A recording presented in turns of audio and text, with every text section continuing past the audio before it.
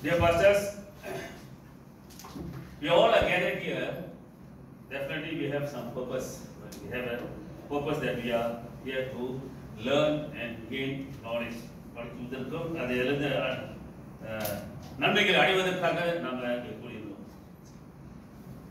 So therefore, Bishop has a purpose. Arise and build already know. We all have a purpose. Jesus had a purpose to serve the mankind and to save them and to inherit the kingdom of God. கர்த்தராகிய இயேசு கிறிஸ்துவுக்கு ஒரு நோக்கம் உண்டு. என்னன்னா மனுஷர்களுக்கு சேவை செய்வதற்காக அவர் அந்த நோக்கத்தோட உலகத்துக்கு வந்தார். அது மட்டுமல்ல நம்மளையும் ரட்சிக்கும்படியாகவும் நம் பரலோக சுதந்திரத்தை கொள்ளும்படியாக தான் அவர் ஒரே நோக்கத்தோடு வந்திருக்கிறார்.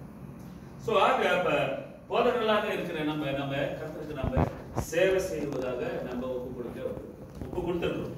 We are committed to serve the Lord. That's why we are here. Pastor Bala Moses ஒரு மெசேஜ் ஸ்டார்ட் பண்ணாரு இடையில. Right? We have sent about the pastor. Right? Pastor என்றால் pastor in the Latin word is called. What do you say there? Shepherd. Pastor என்றால் Latin பாஷையில வந்து மேய்ப்பன் shepherd அப்படின்னு சொல்லப்பட்டது. எனக்கு உள்ளலாம் தெரியாது. பாஸ்டர்லாம் ஆங்கிலம் தான் பாஸ்டர் சொல்றோம். தமிழ்ல வந்து போதகர் டீச்சர். ஆனா பாஸ்டர்னு தனியா தமிழ்ல வார்த்தை தெரியல. ஓகே. எனிவே பாஸ்டர் என்றால் நம்ம போதகர் என்று சொல்லப்படுகிறது.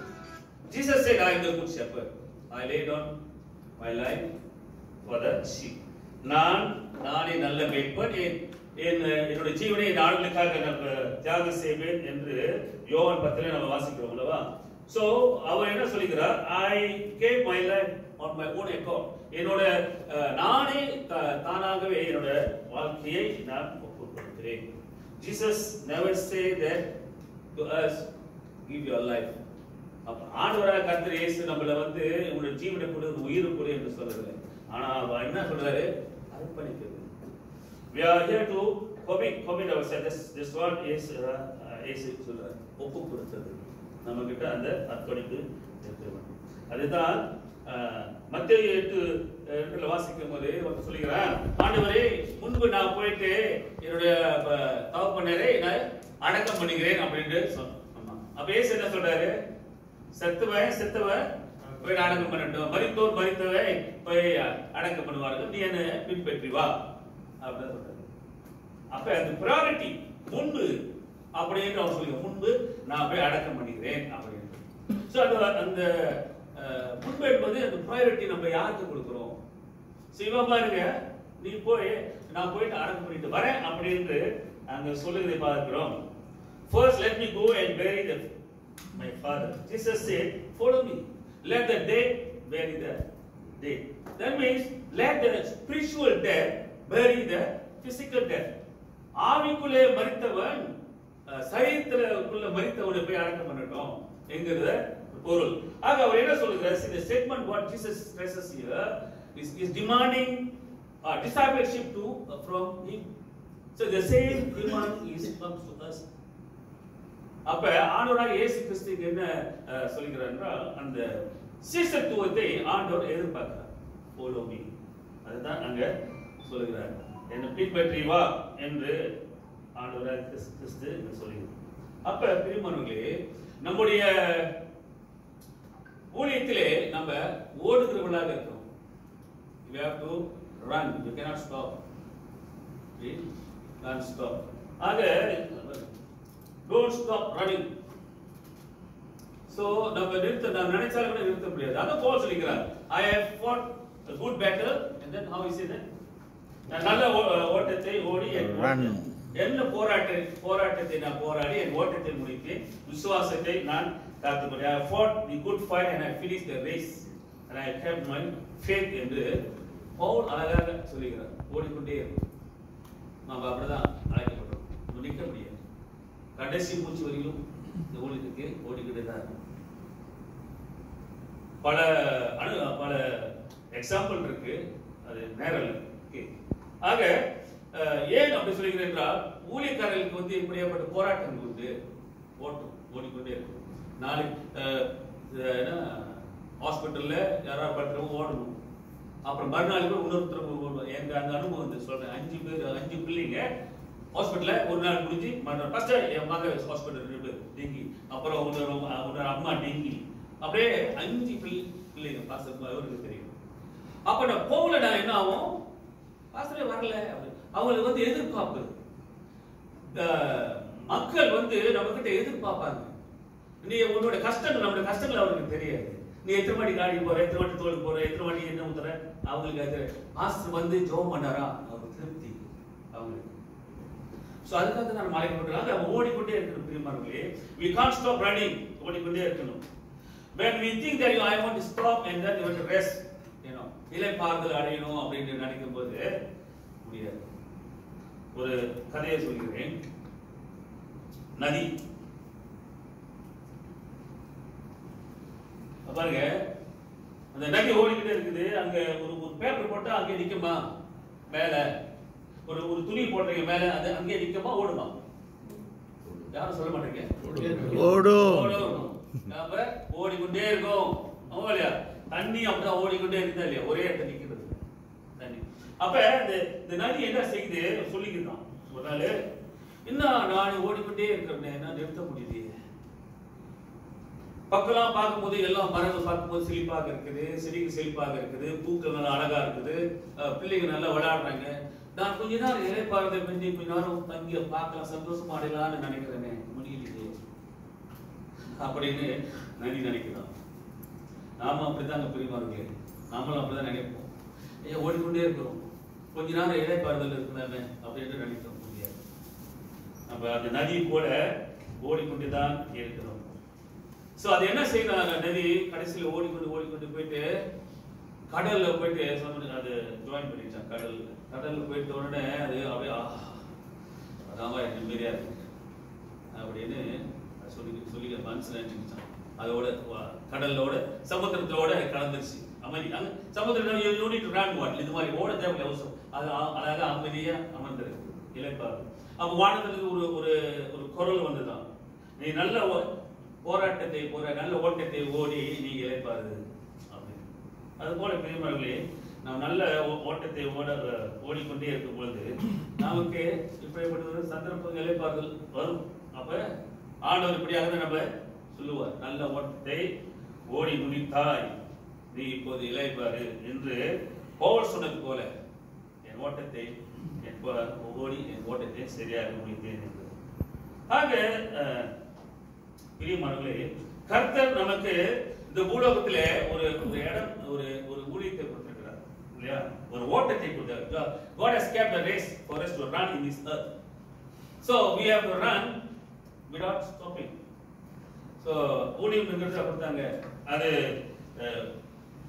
சும்மா ஒரு ஓட்டம் இல்லை, வெறுமையான ஒரு ஓட்டம் இல்லை, அது ராஜ்யத்தின் ஒரு ஓட்டம். You are running for the kingdom of God. So அதனால அந்த ஓட்டம் நிச்சயத்தை ஓட்டம் என்று நாம் கருத வேண்டும். God has given us a responsibility. கர்த்தர் ஆண்டவராகிய கர்த்தர் இயேசு நமக்கு ஒரு பொறுப்பை கொடுத்திருக்கிறார். This responsibility. We cannot stop running. ஆக நம்ம அது நிறுத்த முடியாது. பவுல் அழகாக சொல்லுகிறார், கர்த்தருக்குள் நீங்கள் படுகின்ற பாடு விருதா இருக்காது என்று. 1 கொரிந்தியர் 15:59 இப்படியாக வாசிக்கப்படுகிறது. வாசிக்கிறேன். ஆகையால் எனக்கு பிரியமான சகோதரரே, கர்த்தருக்குள் நீங்கள் படுகிற பிரயாசம் புரியுதா? அடுத்தது பாத்தீங்கன்னாக்கா, நீங்கள் உறுதிப்பட்டவர்களாயும் அசைவாதவர்களாயும் கர்த்தருடைய கிரியையிலே எப்பொழுதும் பெருகிறவர்களாயும் இருப்பீர்கள் என்று இங்க பவுல் வந்து கொரிந்த சபைக்கு அழகாக எழுதுகிறது நாம் பார்க்கிறோம். ஆக பிரியமானவர்களே, see your labor is in the Lord is not vain. கர்த்தருக்குள்ளே நம்ம சேவை செய்யும்போது அது விருதாக இருக்காது. அது ஏதாவது ஒரு நமக்கு ஏதாவது இல்லை, நிச்சயமாக நமக்கு நன்மை கிடைக்கும். நினைப்போம் இது மாதிரி ஓடிக்கொண்டே இருக்குமே, அப்ப அது ஒரு வாட்டி நினைச்சிருக்குமா இல்லையா? இதுல இருந்து எனக்கு என்ன பலன் கிடைச்சிச்சு? நான் எல்லாத்துக்கும் நீர் பாய்ச்சி என்னால தான் you see there's a stream and it's a canal there. What is the stream water is supplying to the canal to the trees and the plants and grass and so much. So அது போல நம்ம வந்து இப்படிதான் ஓடிக்கிட்டு இருப்போம் இந்த நதி போல. அப்ப நாம செய்யறது எதுவுமே வீணாக போகாதுங்க. Serving him is not empty.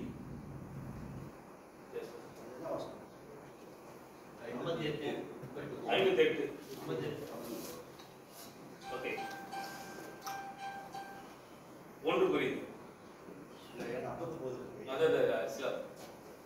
நான் வாசித்து அம்பிருக்கேன். ஆக பிரியமானவர்களே, நம்ம வீணாக போகிறது. Whatever you are investing, all our effort will never be waste. Okay? அதே நம்ம ஒரு முதலீடு போடும்போது அதுக்கு நமக்கு வந்து எப்பொழுதுமே அது பயனற்றதாக இருக்க, பலனுள்ளதாகத்தான் இருக்கும் என்று நாம் கருத வேண்டும்.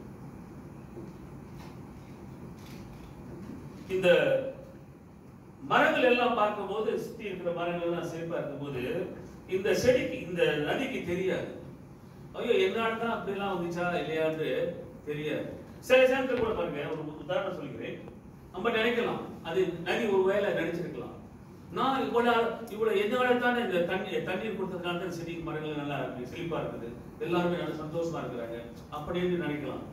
நினைச்சிட்டு யாருமே இதை பாராட்ட மாட்டாங்களே, இந்த என்னால தானே இது செடிக்கு மரம் நல்லா செழிப்பா இருக்கும்போது ஏன் இவங்கெல்லாம் என்னை பார்த்து நதியே உன்னால தான் நாங்கள் வாழ்றோம், உன்னாலதான் நாங்கள் செழிப்பா இருக்கிறோம் சொல்லலாமே என்று நினைச்சிருக்கலாம் ஒருவேளை. அது போல பிரியமானவர்களே, நம்முடைய ஊழியத்துல போகும் பொழுது நம்ம நினைக்கலாம், என்னடா அவ்வளவு ஊழியம் செய்யறேன் பாக்குறேன், இந்த சபையாரு ஒருத்தர் கூட நம்மளோட அப்ரிசியேட் பண்ண மாட்டாங்களே, ஒருத்தர் கூட நம்ம பாராட்ட மாட்டாங்களே, நம்மளை பார்த்து நீங்க நல்லா பிரசங்கம் பண்ணீங்க, நல்லா ஊழியம் செஞ்சீங்க அப்படின்னு சொல்லிருப்பாங்க. உங்களுக்கு இருக்கும் இல்லையா? சில பேருக்கு இருக்காது, அன்புடன் செய்கிறாரு, அப்ப இருக்காது இருக்கும். ஓகே, ஆக பிரியமானவர்களே, இதெல்லாம் நான் பொருட்படுத்த கூடாது. நான் அப்படிதான், என்னடா இவ்வளவு பேசுறோம், 7 வருஷமா இருக்கிறோம், ஏதோ ஒரு சில இப்பதான் எப்பவுமே செவன் போட ஃபர்ஸ்ட் ஐயோ செம்மன் நைஸ் செம்ம அப்படி ஒன்று அடித்து விடுவாங்க. இப்பதான் அது எழுதுது, இப்பதான் அந்த பலன் வருகிறது. அப்ப இதெல்லாம் வராதுங்க, எதிர்பார்க்க கூடாது. என் மனைவி கூட இருக்குதான், என் மனைவி கூட நல்லா இருக்கு, உங்களோட பிரசங்கம் நல்லா இருந்துச்சுன்னு சொன்னதே கிடையாது. வெளியே போய் சொல்லிடுறாங்க.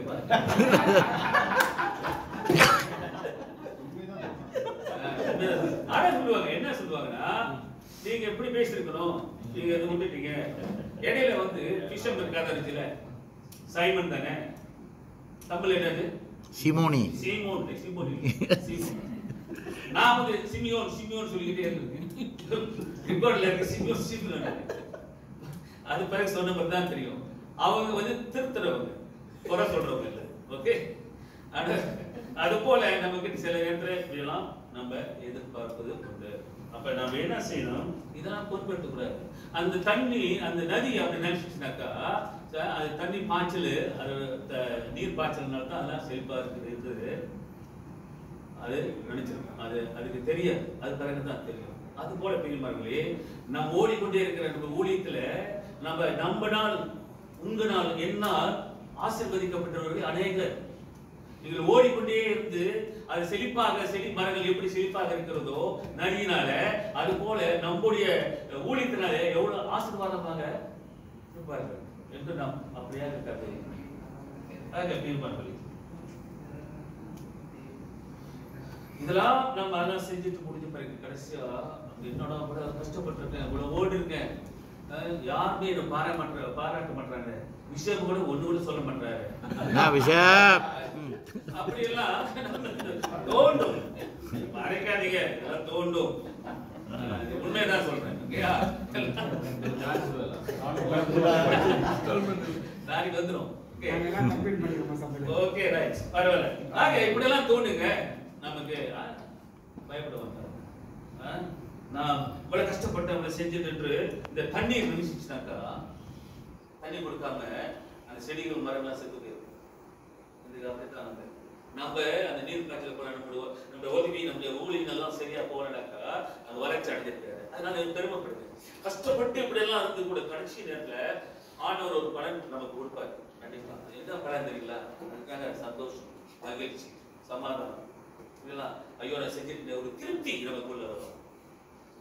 ஆக பிரியமானவர்களே, நாம் கடந்து ஓடுவோம், ஓடிக்கொண்டே இருப்போம், நிற்காம நதியை போல நம்ம ஓடிக்கொண்டே இருப்போம். ஆனால் சோர்ந்து போகாது.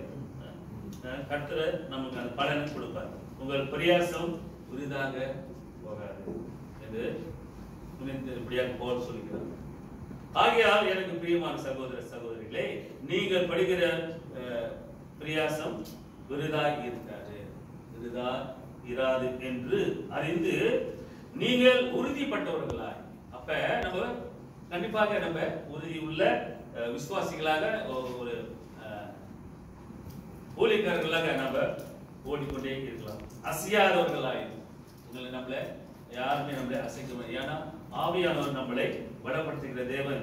கர்த்தருடைய கிரியிலே இப்பொழுது ஆண்டவருடைய செய்கையிலே ஆண்டவர் கொடுக்கின்ற பலத்தினாலே நாம் எப்பொழுதும் பெருகிறவர்களாக இருப்பீர்கள் என்று வசனம் சொல்கிறது. கர்த்தர் தாமே இந்த வசனத்தின் மூலமாய், இந்த ஊழியத்தின் மூலமாய் நம்மளை ஆசீர்வதித்து காப்பாராக. ஆமென். தேவ சேவகர் பாஸ்டர் பாலமோசர் அவர்களே நம்ம